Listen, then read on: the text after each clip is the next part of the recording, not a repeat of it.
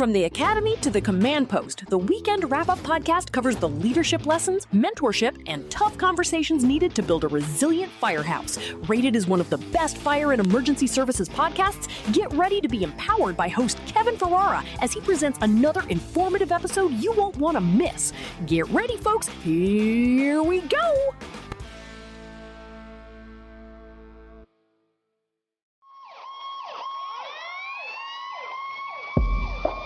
Welcome, everybody. You're listening to AFSO 21's Weekend Wrap-Up podcast.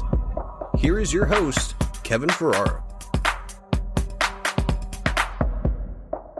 If you've spent any time around a firehouse, or if you're a city manager, a council member, township supervisor, or a taxpayer, looking at where your money goes, this episode is arguably the most critical conversation we will ever have. We need to talk about an illusion, one that's killed thousands of firefighters. Not in a spectacular, tragic flashover, but quietly, slowly, over 10, 15, maybe 20 years in a hospital oncology ward. The illusion is simple. The smoke is gone, so the air is clean. Now, imagine yourself at a structure fire. The main body of the fire is knocked down. The heavy black columns of smoke that you could see from miles away, well, they've dissipated. What's left is a scene that looks mostly clear. Maybe there's a light haze. Maybe to the naked eye, the air looks perfectly transparent. The windows are broken out. There's a positive pressure fan sitting at the front door blowing fresh air inside. And you notice the interior crews, they're moving in with axes and hooks for what we typically call overhaul, tearing open walls and ceilings to check for hidden embers. Welcome everyone to another episode of AFSO 21's Weekend Wrap-Up podcast. I'm your host, Kevin Ferrara. And folks, at this exact moment, across thousands of fire departments worldwide, a dangerous habit is occurring. Firefighters are ripping off their self-contained breathing apparatus, or SCBA, and they're letting their regulators and masks dangle, bounce off their gear, or worse, through charred remains inside a structure. They're taking a deep breath of that clear-looking air, wiping the sweat from their brows, and they're getting ready to work. They think they're safe because they can see clearly across the room, but they're breathing in an invisible soup of highly concentrated lethal toxins. Folks, this episode stems from firefighters carelessly ignoring safety standards developed to protect them. Just yesterday, I was sent photos of a volunteer fire department who responded to a vehicle fire. The photos showed a lone fire chief pulling a line and attacking the fire. Now, that might sound like a leader who showed initiative, but when you look closer at the photos and see what was becoming more and more common, especially within the volunteer fire service, this chief wasn't even wearing a full set of turnout gear, just a coat, a ball cap, and blue jeans, while a bystander, I get you this, a bystander was holding the chief's white helmet. As for wearing an SCBA, nope, not in this scenario. It was still in the truck, yet there he was, the fire chief, the leader of this particular department, enveloped by toxic smoke billowing out from the engine compartment. A hero to some because, well, he showed initiative and was getting it done. Folks, that's not being smart. That's being stupid. How long till we hear this chief has cancer? Will we at all? Or will he slowly decay and pass away knowing that what he did was preventable, but he let his ego get the best of him? Will he look at his family standing beside his hospital bed and with difficulty breathing, say he's sorry for not holding himself accountable? By then, folks, it's too late. So today, I'm diving into the microscopic nightmare of the modern fireground. I'll explain exactly what is in that clear air and why the human body cannot defend against it, and why local municipalities have a legal, ethical, and fiduciary duty to mandate SCBA use through strict, non-negotiable policies. So, let's begin by stripping away the myth of the old-school smoke-eating firefighter. It's time for some hard truth. To understand why clear air is deadly, we have to look at how modern homes and buildings are manufactured. 50 years ago, a house was built out of solid wood, cotton, wool, and metal. When solid wood burns, it produces carbon monoxide, carbon dioxide, and particulate matter. Sure, it's dangerous, absolutely, but it's a slow, predictable burn. On the flip side, today's modern homes, well, they're packed with synthetic materials. Your living room furniture, it isn't stuffed with cotton down, it's polyurethane foam. Your walls aren't horsehair and plaster, they're coated with synthetic polymers. Your floors, they're vinyl or engineered laminates instead of solid wood. And the electronics you're likely listening to this podcast with, well, they're encased in flame-retardant plastics. But when plastics, resins, and synthetic materials burn or heat up, they don't just create smoke. They undergo thermal degradation, releasing a toxic cocktail of gases. Crucially, these invisible gases, vapors, and fumes, they remain suspended in the air long after the visible soot particles have been ventilated out. So let's break down the big two of the toxic twins, along with the invisible carcinogens. The first one is carbon monoxide. CO is an odorless, colorless gas. We all know it's dangerous, but do you know why it's deadly during overhaul? It has an affinity for human hemoglobin, the protein in your blood that carries oxygen. That's over 200 times greater than oxygen. When you breathe in CO, it hitches a ride on your red blood cells, locking oxygen out. Your tissues suffocate on a cellular level. In an area with no visible smoke, CO levels can easily remain at 150 to 200 parts per million. The safe OSHA exposure limit for over an 8-hour period, well, it's just 50 parts per million. And then we have hydrogen cyanide. This is the real killer in modern fires. HCN is produced when nitrogen-containing plastics, nylon, and synthetic fibers burn. It's 35 times more toxic than carbon monoxide. Like CO, it's invisible. While CO stops oxygen from traveling in your blood, HCN goes straight to the cell's mitochondria and shuts off its ability to use oxygen at all. You have a lung full of pure oxygen, but if HCN is in your system, well, your cells literally starve to death. And then we have the volatile organic compounds, or VOCs, and carcinogens.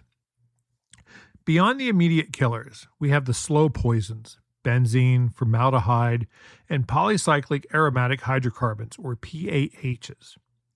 During overhaul, when these materials are off-gassing, slowly releasing trapped chemical vapors as they cool down, benzene and formaldehyde, well, they're radiating off every charred piece of drywall and melted synthetic carpet.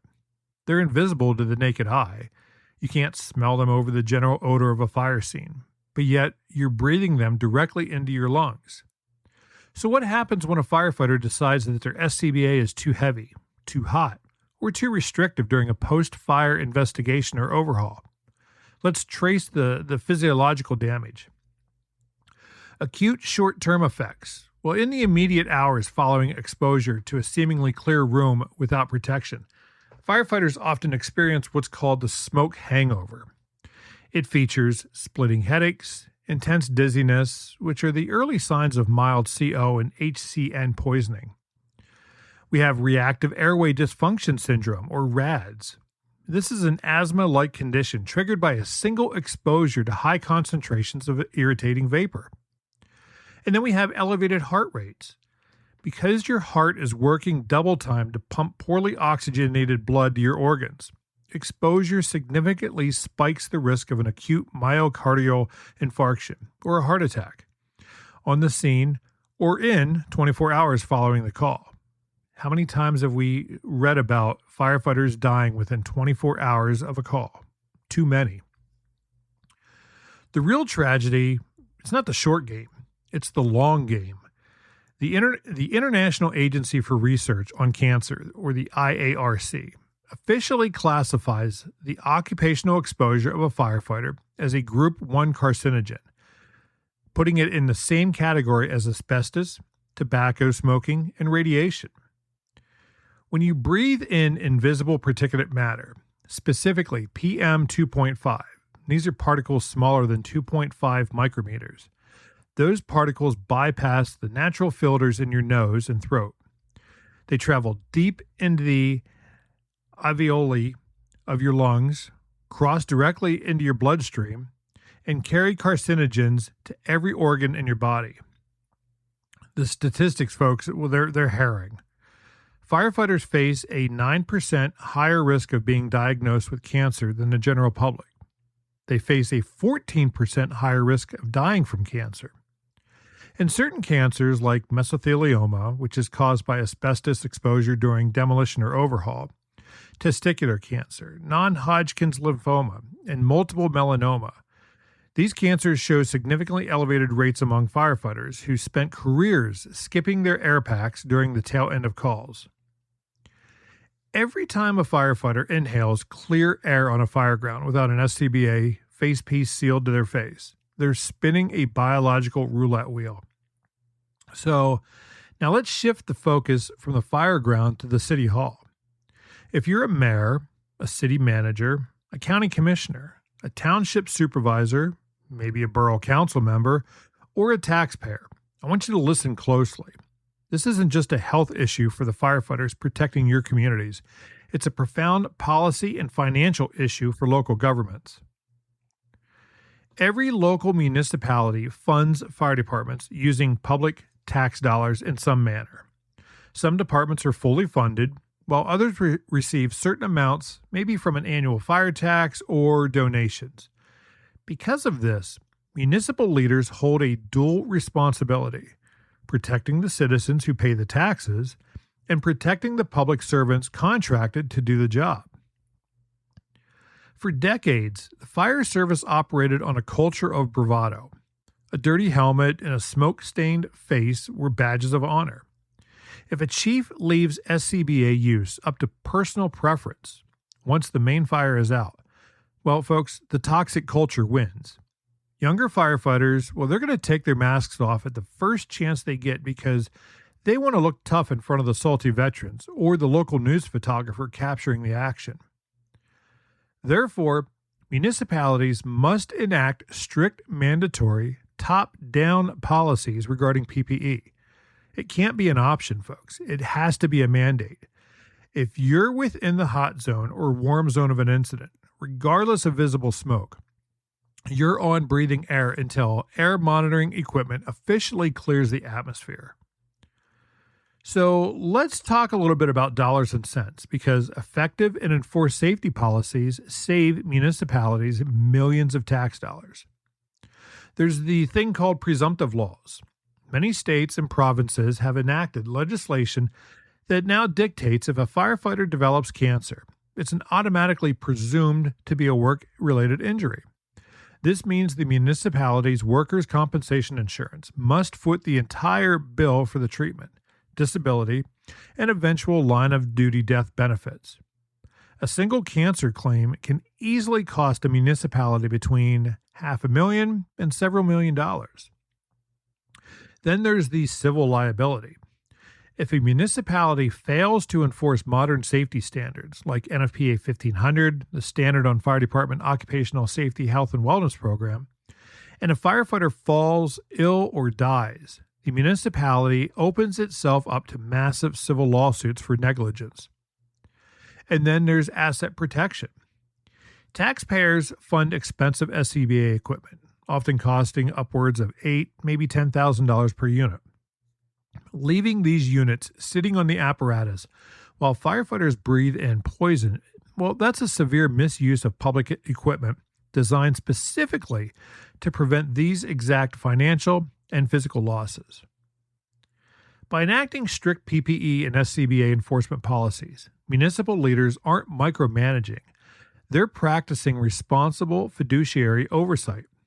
They're protecting tax dollars from catastrophic workers' compensation payouts while ensuring their emergency workforce stays healthy and operational. So as we wrap up this breakdown, let's bring it back to the human element for a second. This might come as a shock to some of you listening, but folks, the old way of firefighting, it's dead. And if it's not in your department, it needs to be. True bravery isn't breathing in toxic chemicals to prove you can take it. True bravery is having the discipline to protect yourself and others so everybody can go home to your families, and so you can continue serving your communities for 30 or more years instead of cutting your life short at 50. To the firefighters out there listening, look at the air monitoring devices you have, not just through your visor. If the gas detectors are reading clear, remember that those four gas detectors, they don't screen for every synthetic carcinogen floating in the air. Keep your mask on until you're completely packed up and out of the hot zone. Before you unmask, think of why your department is practicing the clean cab environment. Hopefully it is. And then look at yourself operating inside a burnout building or stretching a hand line to attack a vehicle fire. You know that microscopic particulates are being sent into the air and are being disrupted with every move you make during overhaul. So why then are you deliberately putting yourself in a situation knowing that just because you don't see smoke, there's things floating around that are just as, if not more, harmful? To our municipal leaders listening, back up your fire chiefs when they create and enforce PPE policies. Hold accountable anyone who willingly violates these management documents. Seek out funding for advanced air monitoring equipment, extra air cylinders, decontamination supplies to include PPE washing equipment, and help fire departments write effective standard operating policies and guidelines that have teeth. Doing so has proven to save lives, tax dollars, and basically, it's the right thing to do. So friends, that's going to do it for this episode. I want to thank each of you for listening. So as we wrap up, I want you to mask up, be sure to look out for each other, and as always, stay safe. I'm out of here. Thanks for listening.